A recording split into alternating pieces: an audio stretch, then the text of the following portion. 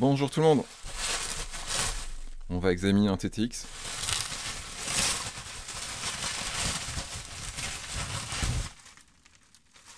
Qui a été envoyé par un client en Belgique. Donc là, on est sur une version Specialized, montée avec un ressort progressif Can Creek. Donc on trouve donc le fameux yoke Specialized ici. En dessous, a priori, c'est un pied carré. Alors le client m'a indiqué qu'il y avait des problèmes de clic. Donc là, on va commencer par le rebond.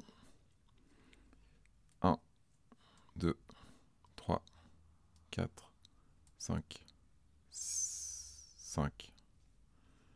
Il y a un clic qui manque. Alors apparemment, ça sort d'un service, mais visiblement, ça n'a pas été fait par un atelier qui faisait tout le nécessaire, vu qu'on a un vieux bumper. Donc pour info, le bumper, ça fait partie des pièces qui doivent être changées. Donc de la même manière que ça, de la même manière que ça, de la même manière que la protection, et plein de joints toriques. On peut aussi les changer par des versions noires. Ça, c'est les versions récentes. BASF. Et dans certains cas, il faut mettre la version Specialized. Là, on n'est pas sur cette version-là. On constate aussi au passage que la protection ici n'a jamais été remplacée. Donc on a une protection qui est pas mal abîmée. Donc première anomalie, on n'a pas le bon nombre de clics ici.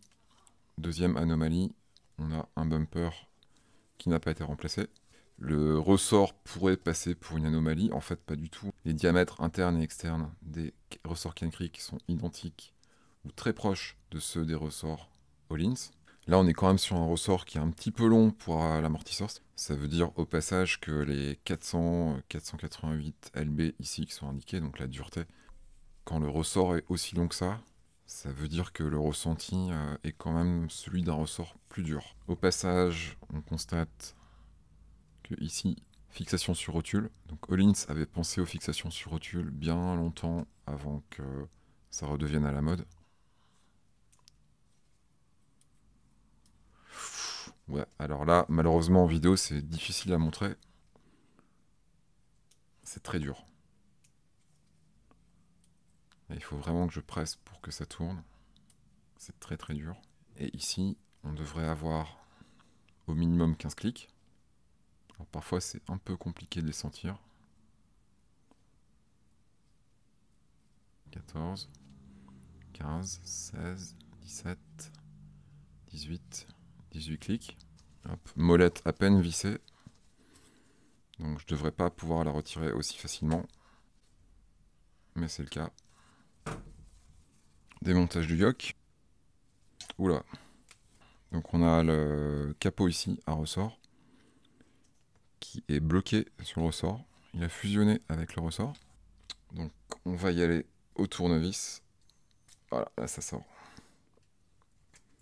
Pas trop de choix malheureusement. Est-ce que ça voudrait dire que ce ressort-ci aurait un diamètre interne un petit peu supérieur à ce qu'il faut? En tout cas, ça c'est clairement marqué. Donc on est sur un modèle SBCM 1520. De mémoire, c'est fait pour les Enduro EVO, ancien modèle. Donc là, ce que je vais faire, c'est que je vais tester l'amortisseur. Donc là, on a l'amortisseur monté sur le pied de test avec un adaptateur. Alors déjà, ça remonte pas. Là, je sens une légère différence entre la position 3 et la position 1. Donc la compression fonctionne. On peut pas dire que ça marche bien, mais ça fonctionne. Et maintenant, je vais tester le rebond. Là, on a l'inconvénient de la fixation en forme de rotule qui fait que ça tient pas forcément très bien.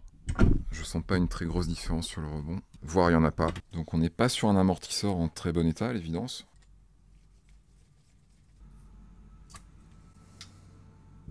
Oula.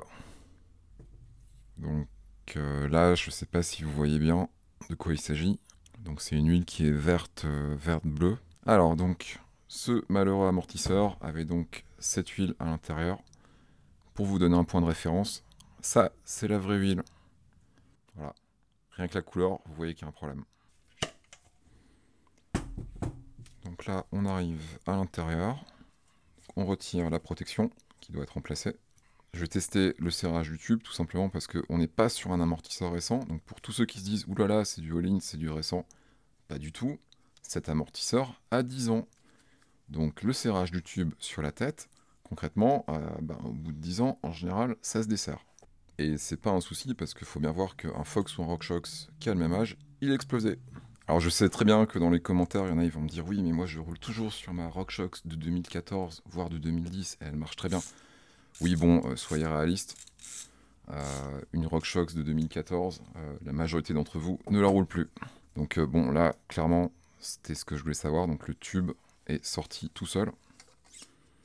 Évidemment, au bout de 10 ans, sans service complet, c'est dévissé, malgré que le serrage soit avec un couple très important. Donc ça, évidemment, je pense que je vais le remplacer cadeau pour le client, parce que là, ça fait vraiment pitié. Et maintenant, on va aller faire un tour dans la valve. Alors, au niveau de la valve, déjà, il y a un problème tout simple. C'est ici, on a du filetage qui dépasse. Et ça, en général, c'est un signe de valve qui est beaucoup trop serré. Et concrètement, quand on teste la valve indépendamment de l'amortisseur, là j'ai beaucoup de mal à tourner. Si je desserre un petit peu, ça se passe beaucoup mieux déjà. Il suffit d'écouter les clics. Et j'ai pas besoin de forcer. Donc ça, pour moi, c'est une valve dont le serrage en fait a été fait au couple, ce qui est une bonne chose. Le problème, c'est que l'outil qui a été utilisé pour mesurer le couple n'était pas exact. Alors ça vaut le coup de démonter. Donc là, on a la vis, le spacer.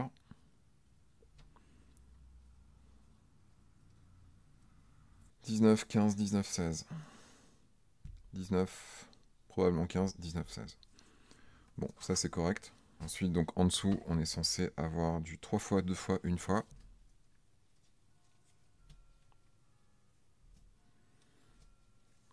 Trois fois, 2 fois, 1 fois, correct. Donc concrètement, le principal défaut de cette valve, c'est le serrage. Principalement le serrage qui est ici. Et en fait, l'erreur qui a été faite, c'est que le serrage a été probablement fait au couple, mais le fonctionnement de la valve n'a pas été vérifié après. Bon, là, on a quand même pas mal de traces de démontage, parce que en voyant les traces ici, il y a 3, 4, 5... Il y a les traces de minimum 4 services. Et là, on a une tige qui est complètement sèche. Donc ensuite, on a le piston. Donc là, c'est un peu plus simple en général. Je serais étonné qu'il y ait des problèmes à ce niveau-là. On sort la stack de rebond. Donc la stack de rebond, c'est du pyramidal.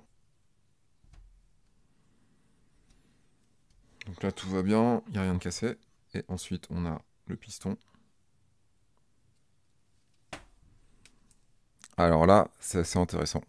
Donc ça, c'est le piston d'origine de l'amortisseur. Ça, c'est le piston actuel standard. Ça, c'est un piston qui vient d'une livraison récente de chez Öhlins. Les pistons n'ont pas du tout la même conception.